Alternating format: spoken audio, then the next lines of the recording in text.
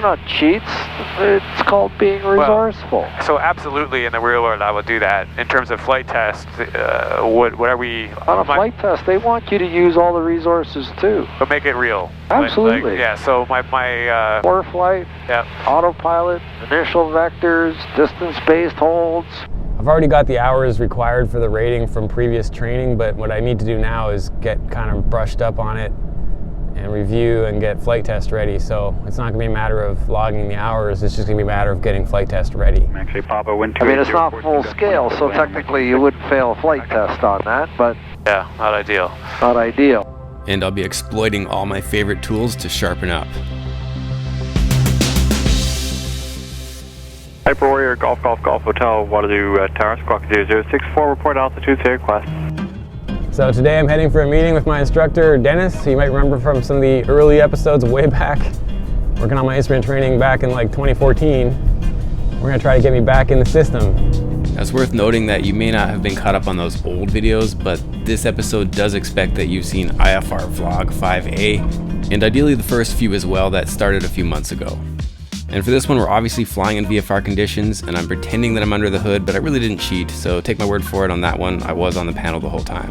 Yeah, so it's broken 3400, so it ain't gonna be, we're not really gonna get to do much above the procedure turn altitude. Careful now. What? Well, that's AGL. Right. So you gotta add that. That's forecast. So that's good because 40,000 feet, right? Yeah. So with the written test out of the way, it feels great to be back into the flight training mode, but the problem is that there is a real shortage of pilots happening right now, so flight schools are overbooked with students and instructors are getting snapped up for airline jobs. So there's this problem with too many students and not enough instructors. It's kind of a weird situation. It's good for GA, but challenging when you're trying to get back into the training system and fighting overbookings. So some real quick context here. This is clearly not a typical episode. These IFR status vlogs are kind of a nerdy deep dive, so if you're not into that kind of thing, check out the other episodes on the channel. In the real world, you got to do what they give you. In the real world, though, you would probably brief your plan, but let's pretend that this is a curveball plan. Well, not only that, but in real IFR flying, rarely is it that compressed. There's always time. You're droning along for an hour to your destination with the autopilot on. There's tons of time to take out the books. Well, so with that in mind, am I setting myself up for failure to suggest briefing a plate for the first time while doing this compressed flight? Well, yeah, going to Kitchener. Mind you, we're heading to the west, so we're gonna, the trucks will be passing us on the highway.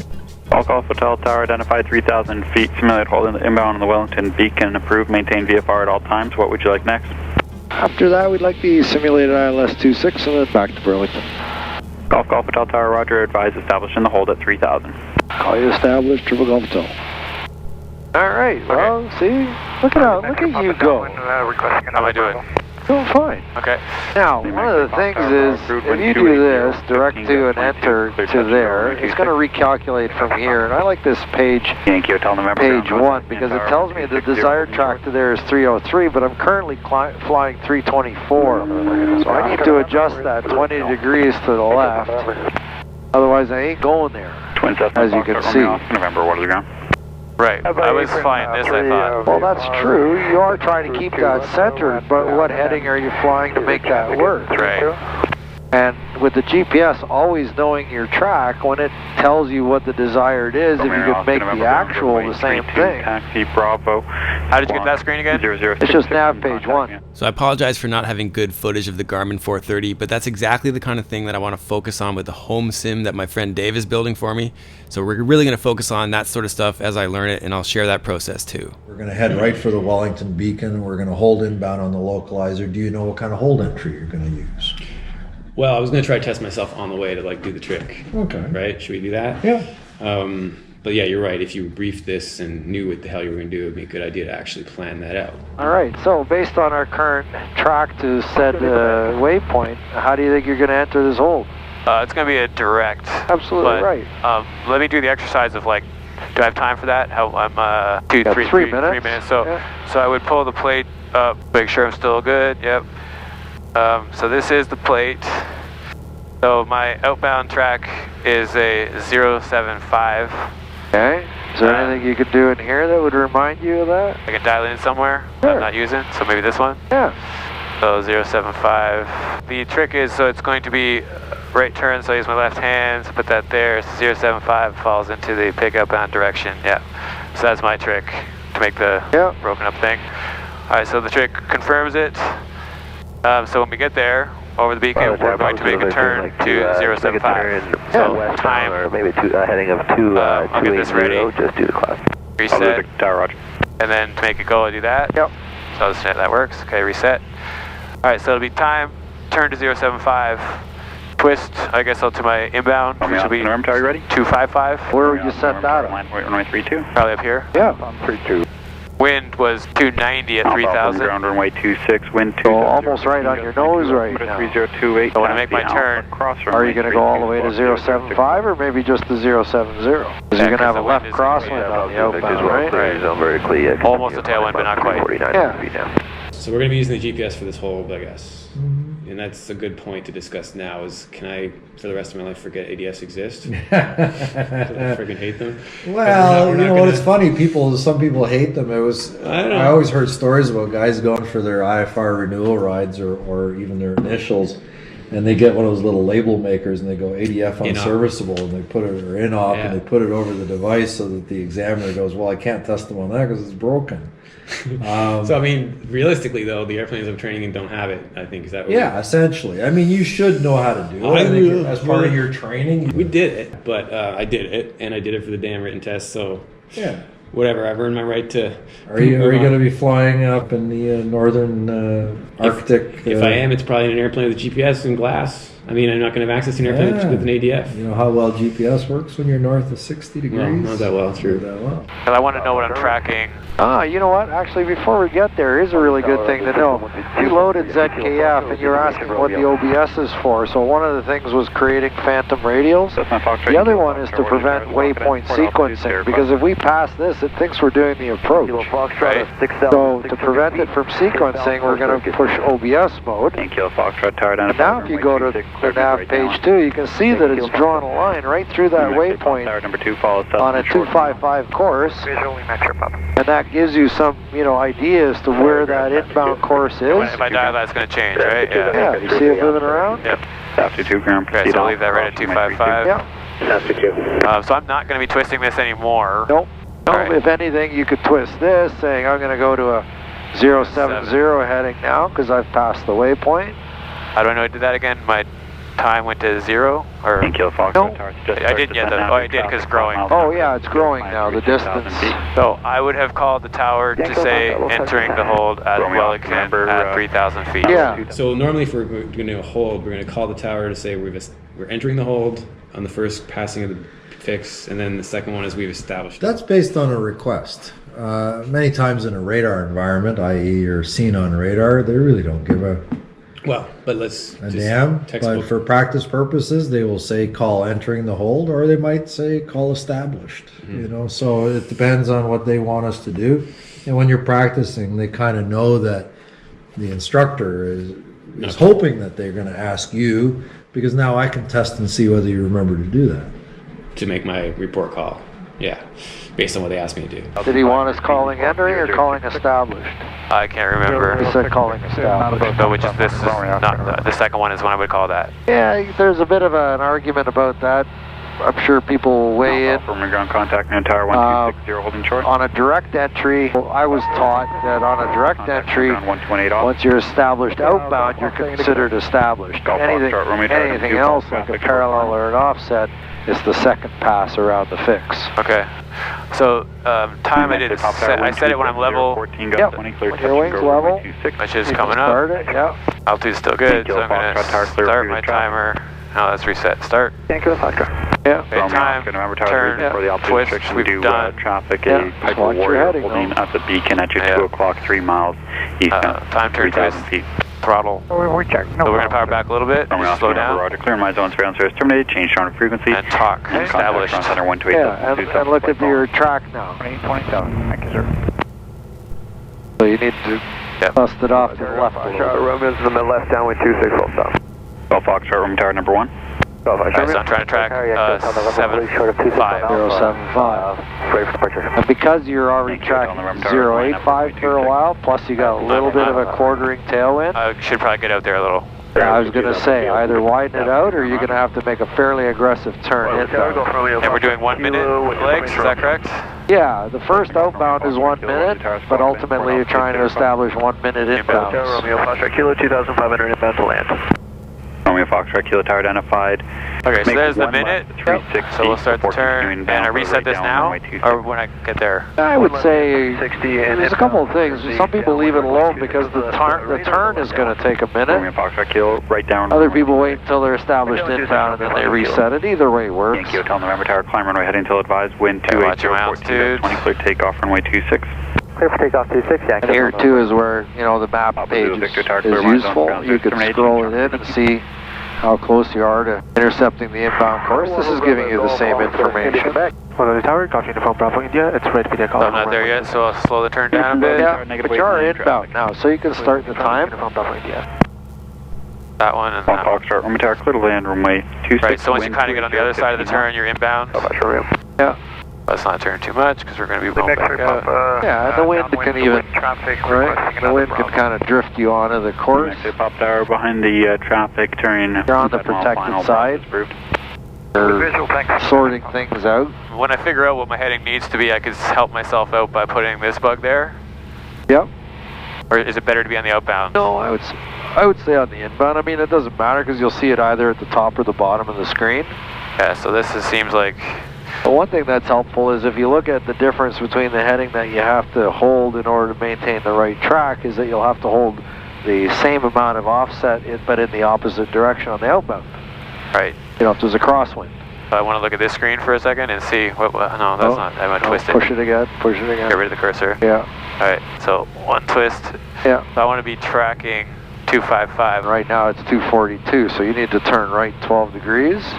This crazy interface that I keep cutting to is CloudAhoy. It's my favorite debriefing tool, and I'll expand on this a bit more during the approach. And again, don't chase this. Just look at whatever that was and add 12 degrees to it. The clock is still 0 because I never... That's all right.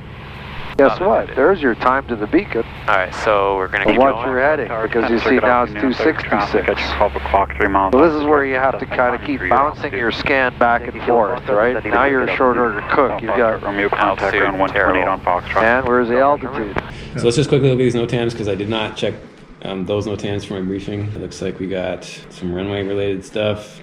Don't really care because we're not planning on stopping. It's the navigate stuff we're worried about. Yeah, right? so these are both runway. This time of year, typically at controlled airports, the NOTAMs are about runway conditions. It'll talk about ice coverage, snow coverage, windrows. It says the clearway is reduced by 300. That's because there's probably a snow bank plowed. Oh, yeah. That's what it is, I guess, right? They've used it as space to deposit snow. Seems weird that they wouldn't tell you that that's the reason. So it's like it ain't going to be pretty if you. Well, it might actually be better, right?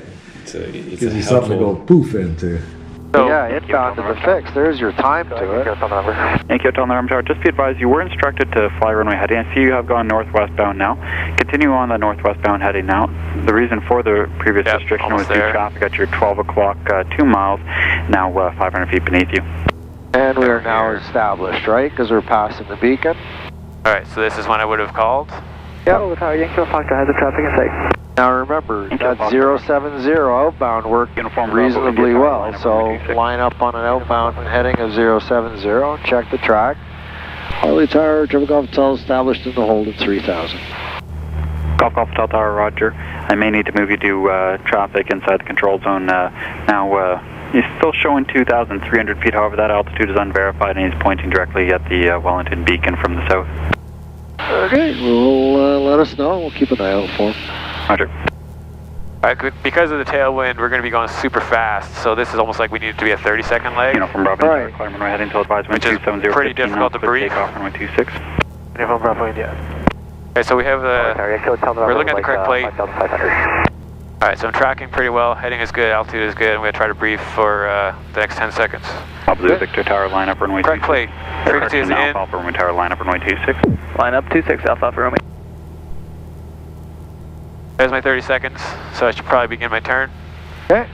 Yeah, look at this thing computing the time back to the fix.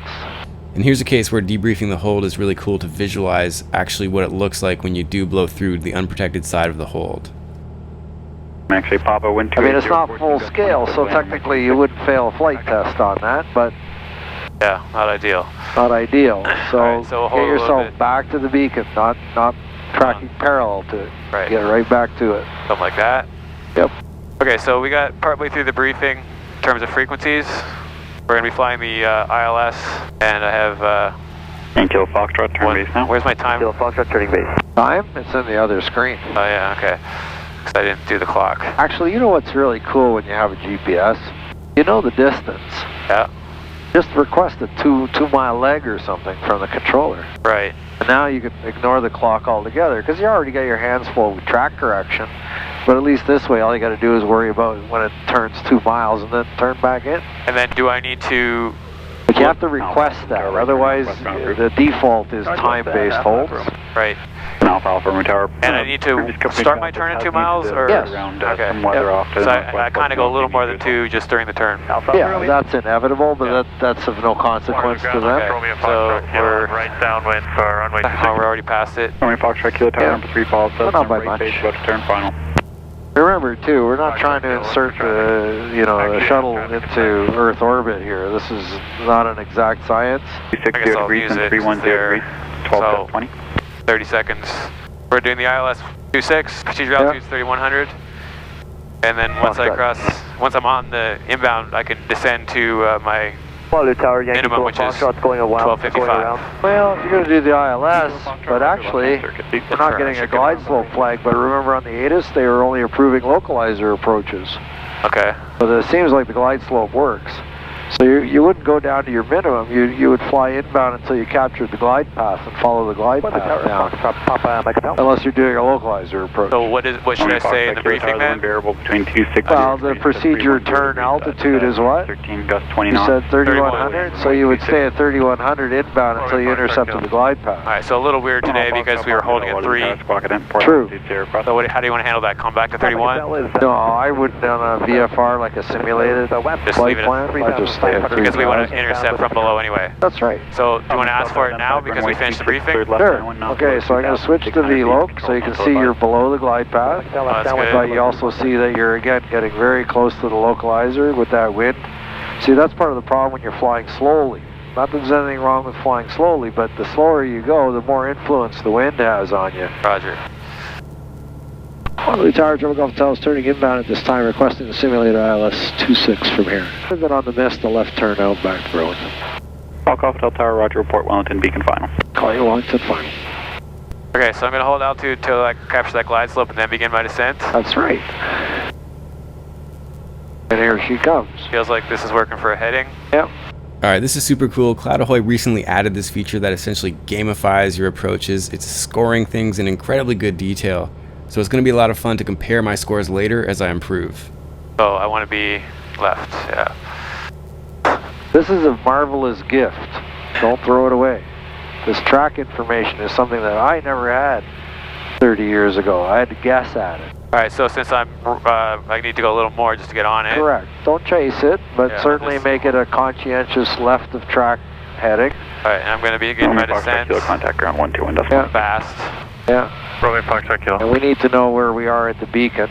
We've still got 0.8 of a mile to go to it. Were we told to call beacon inbound? Yep. Frequency.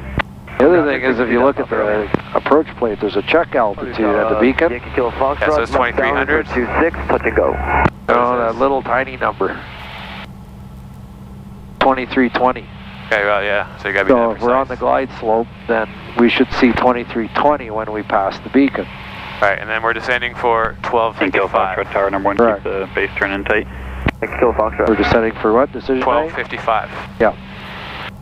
Okay, so there's the beacon. Kilo Foxtrot Tower, you have the base turn now? We're a little high.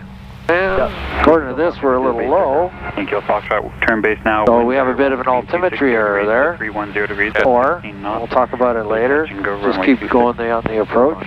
Take a look at the ground speed, multiply that by Sierra Tower identified, runway 26. By 5. In the 5 mile final. That should be your rate of descent. Echo Victor Sierra.